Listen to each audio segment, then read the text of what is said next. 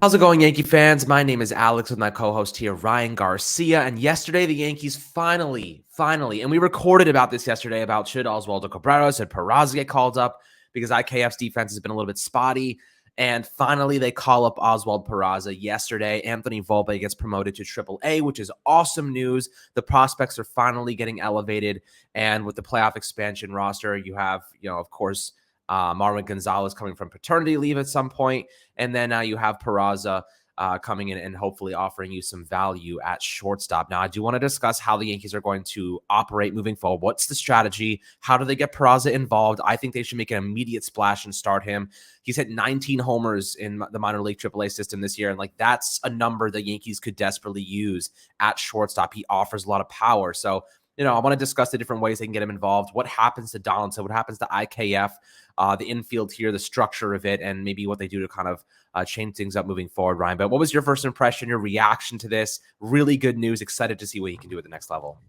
Yeah, I'm very excited for a lot of reasons. Number one, this is a second middle infielder they're calling up. I know the focus is he's playing shortstop most likely, so you remove IKF's reps. But now you have two young middle infielders up in Cabrera and Peraza looking to take jobs from two of three guys in Donaldson, Glaber, and IKF who have really struggled in the month of August. When you get guys back like Carpenter, when you get guys back like Bader, who we were just talking about before we started recording, it pushes guys who are struggling out of the lineup and, gives them, puts pressure on them to perform because at this point their jobs aren't safe. Is it necessarily the ideal situation? Do I want that Gleyber Torres struggles himself out of the lineup? No, I want Gleyber Torres to turn it around and go on a hot streak and, save his season and kind of, put himself back in good faith with Yankee fans. I feel that way with any Yankee struggling right now. But ultimately, Peraza provides the Yankees a huge spark. He's been absolutely phenomenal in his last 64 games played, slashing 290, 363 with a 512 slugging percentage, 15 home runs and 24 stolen bases. Over 150 games, that's a 35 home run pace and a 56 stolen base pace. So this is a guy who's been absolutely electric power-wise and base running-wise. Ultimately, you look at what the Yankees kind of need. Peraza is the youngest player on the Yankees, right now on that roster. Cabrera was 23 years old, and you're like, oh, this is a young guy. Peraza was born in 2000, right? He's the first Yankee to ever be born in 2000 to play for the major league team. So it's a really young guy. He's just 22. He turned 22 this season. So, if he comes up and he isn't necessarily electric, I can understand that outcome. You're kind of hoping he provides a spark. But if the idea is to call him up and expect him to save your season, I think that's a little much. It's more so just to get an upgrade at shortstop and give a chance to a guy who's been performing very well. A lot of projections have him as a league average hitter for the rest of the season, but that's a lot better than Isaiah Kiner-Falefa, who's WRC plus and OPS plus will tell you he's 20% worse than the league average hitter. So you're getting a 20% increase in offensive production. That's massive out of that position. Hopefully he gives you more stability defensively, not making those rookie mistakes, or not, I guess I wouldn't call them rookie mistakes. I guess I'd call them just not mistakes a shortstop should not be making, which IKF consistently does on balls right at him. And you also hope that he's very aggressive on the base pass, right? This is a guy who stole 33 bases in AAA in not a lot of games, right? It's not like he played 160 games down there. So if he can give you a lot of stolen bases, he can steal about 10 bases this month. That'd be huge, right? This is a guy who's got great speed, great speed, right? He's a great base runner. So, these are things that, again, I talk about playmaking. Bader is someone I've talked about in that regard. Trevino on defense, I talk about how he kind of forces situations in a good way.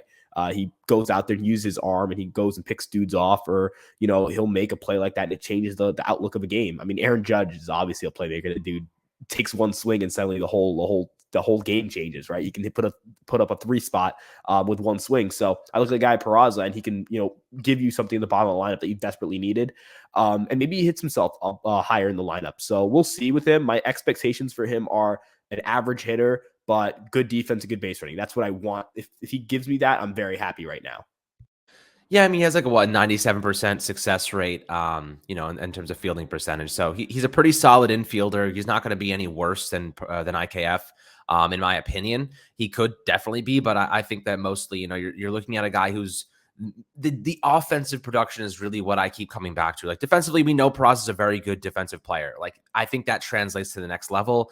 I think he works in pretty seamlessly in that facet, but offensively, the shortstop position for the Yankees has just been one that offers no power, right? They've tried to inject a couple of more contact hitters, realizing that when they're not hitting home runs, the team is not good. Like they just can't do anything. But the reality is like they've built so much of their talent around that home run hitting kind of mentality that when they're not hitting them, the offense struggles to a degree. Now that there was that one outlier game against the A's, they scored 13 runs, didn't hit a homer.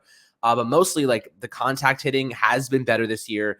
But again, like the homers really have been making the difference. Aaron Judge's homers have carried this team a lot of the way. So, when you're looking at what Peraza can offer this team, I'll list you some statistics that I think will translate to the next level and offer him a chance to make an impact over the next month or so. So in his last 90 days, which I think is a good sample size, his last 3 months. So it took him April and May to kind of ramp up. He did not really look good during those months, but the second June hit, everything changed for him. He really started to catch on. So it took him a couple of weeks to get accustomed to the next level after being, kind of a larger sample size rather at the AAA level. So over his last 90 days, he's hitting 294 with a 36.5% on base rate, 518 slugging percentage, 14 homers, 35 RBIs, and 22 stolen bases with 21 walks and only 59 strikeouts. Over 256 plate appearances. So you're looking at maybe like a slightly above 20% strikeout rate, which isn't that bad. Translating to the MLB level, this is someone who can hit homers. He has 19 homers on the season. The power he offers is something that, we should be very happy about. I think that the strategy the Yankees will probably use in the infield is I don't think they want to bench IKF. I don't think that, Cashman's ego will allow them to do that. I think we're probably looking at IKF moving to third base, Peraza starting at shortstop, or which I saw on social media, I think Jack Curry said this, that if they do call up Peraza, they were planning on using IKF as more of a utility role, which is interesting because then you have like the DJ LeMahieu. Like, how are you going to balance the kind of utility aspects of these guys? You have Rizzo, who's kind of dealing with that back issue. So it kind of works out well right now that DJ LeMahieu is going to play first base. You have Cabrera probably playing in right field until Bader comes back. And then you have, Gleyber Torres, who's been kind of quiet recently. Maybe you just bench him, or maybe you put him at second base. Maybe you put IKF at third, you put Peraza at shortstop, and then you put Gleyber at second base, or maybe you want to put Cabrera at second base. There's a lot of different, combinations, player combos that you could utilize in the infield right now. But, Ryan, what is your thought about using IKF at third base and then putting Peraza at shortstop? I think that's kind of probably the best course of action. I mean, the way I see it is that my problem with IKF stems more with the offense. I think the offense is just so. I mean, he's the worst. I'm pretty sure he's the worst qualified hitter in the lineup, if I'm not mistaken. Because Gallo isn't qualified anymore. So yeah, I'm pretty sure he's taking that crown. In terms of WRC plus and OPS plus. And it'd be kind of hard to move like. IKF's going to be there because he's a really good defender. It'd be hard to say take out Donaldson, who's also been a very good defender and also not a very good hitter, but a better hitter than IKF. And he's probably like a league average hitter this season. He's always floated around that 100 mark. It'd be hard to take him off and put IKF there, especially since IKF hasn't played third base in a pretty long time. So, you're kind of asking him to kind of adjust on the fly. Would I say it's the worst course of action? Not necessarily. I mean, I think he's going to be moving around the infield a lot now. You definitely need to figure out what your best lineup is. And I think Aaron Boone and, Brian Cashman definitely, and the Yankees coaching and analytical staff are definitely talking about different lineup combinations. There are a lot of guys in this lineup or in this roster that are extremely versatile. But I imagine that I think they like the defense from Donaldson at third base. I think, it's not just a public defensive stats thing. The eye test, he's pretty good in that regard too. And I think the internal metrics for the Yankees, they really liked him defensively, even before he had this great defensive season. Last year was kind of an average defender. They still really liked him. I think they like how they can position him. Maybe, they already have a concrete plan there. And then they also have LeMahieu who can play third base. And LeMahieu's interesting because LeMahieu has like 7 defensive runs saved at third base in a pretty small sample, and he's always been a pretty good defensive third base with the Yankees. So it'll be interesting to see how they navigate second and third base because, as you mentioned, Cabrera can play second base. If Torres turns it back on, Torres will probably stick at second base. You can straight up just place LeMahieu back at second base. You could put Peraza at second base. I mean, there are a lot of different combinations here. They have a lot of utility and versatility in that infield. And ultimately it's going to come down to, for the Yankees, who's hot and who's not, right? I think in September, guys are going to be playing to be in the lineup the next day. I think if, like, let's say Donaldson goes, a series against Tampa and he absolutely tears it up, he's going to be in the lineup for the next week after until someone else shows that they're hot, and Donaldson starts slowing down. So I think that type of, this kind of loose, where I think we both are kind of unsure how they're going to structure these things. But I think that's a good thing, right? I think that looseness, that what's the word for it? Fluidity, I think, is the word I'd use here with that line. With the lineup means that you're going to see guys being rewarded with playing time for playing well, and guys who aren't playing well are going to be not rewarded with playing time. They'll be given the bench a little bit more. I think one thing that really interests me about Peraza is I look at a guy like Michael Harris. I look, who. Double A, he doesn't go to Triple A, but in Double A, he kind of did a lot of things that Peraza did. Stole a lot of bases, hit for pretty good power. The plate discipline wasn't great. He wasn't walking a ton. Even at the major level, he doesn't walk a lot. He swings at everything. I want Peraza to be aggressive, if you get what I'm saying. I think that's part of his game. You want guys to be patient, of course, but there are certain guys who part of their game is being an aggressive hitter. And I think that's something I want Peraza to keep. Is it going to cause him to have some ugly swings? 100%. Is it going to cause him to have a low walk rate? 100%. But it's not like it's never been a part of his game. He's never been a guy who walks a lot. Even in this hot streak I talked about, he only walked 8.6% of the time. And that's with minor league pitchers probably trying to pitch to him less. So he's probably seeing fewer pitches in the zone in that time span, and he's still not walking at like a 10, 12% clip. That tells me he's still pretty aggressive. I want him to be jumping on the first pitch. If he sees a first pitch pass fastball, he's a big pull guy. Pull it 380 feet down that left field line and put one in the seats. You know what I mean? Go out there and be aggressive. If you're on first and, the guy, and it's the situation calls that, you can take a risk and steal second, go and try to take second, right? You're fast. You're an athlete. You've got good power. Peraza's got really underrated power. Even Fangraphs has him as a 50 grade raw power, which is pretty damn solid.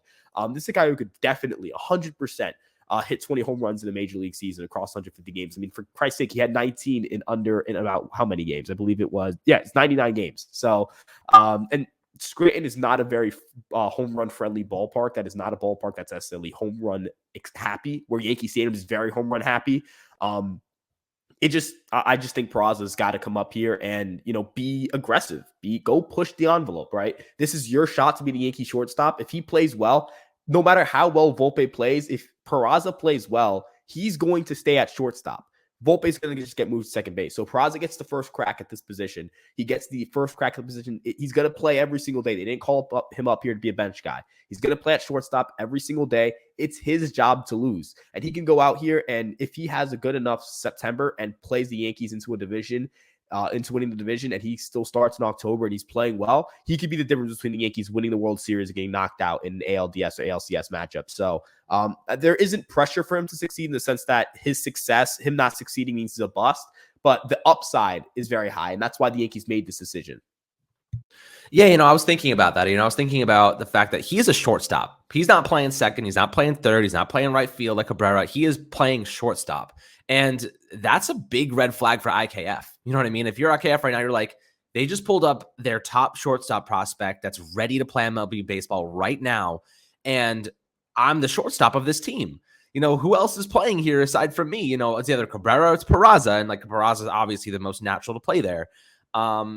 This is a position where I think the Yankees have to go balls to the wall. They gotta go balls deep into this. They need to give Peraza the opportunity to showcase what he can do. And I like what you said about being aggressive too.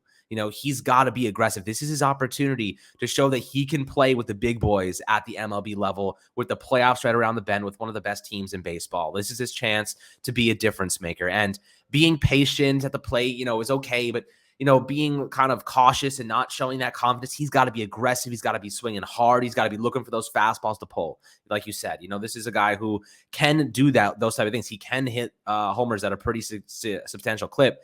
And that confidence comes, I think, paired with aggression.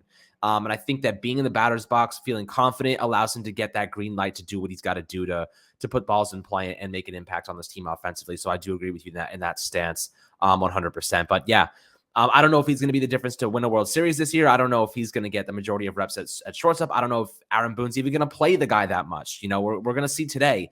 If they play him today at shortstop, if they start him, I think we're in for an interesting September where they're splitting a lot of reps with IKF and Peraza. But I think that we got to see what they do today with him and how they utilize him. It will be interesting, the strategy that they will deploy for some of these youngsters. But very, very curious to hear your opinions, as always, my friends, in the YouTube comments below. This is a great opportunity for a young player with a lot of potential to make an impact. I think we all know that, and we want him to succeed. We've been calling for this for quite some time. Hopefully he rises to the occasion. I'm really excited to see what he can do this upcoming year. But hope you guys enjoyed the episode. Make sure to leave your perspectives and opinions below in the YouTube comments, and like, subscribe. I'll catch you guys on the next Fireside Yankees episode.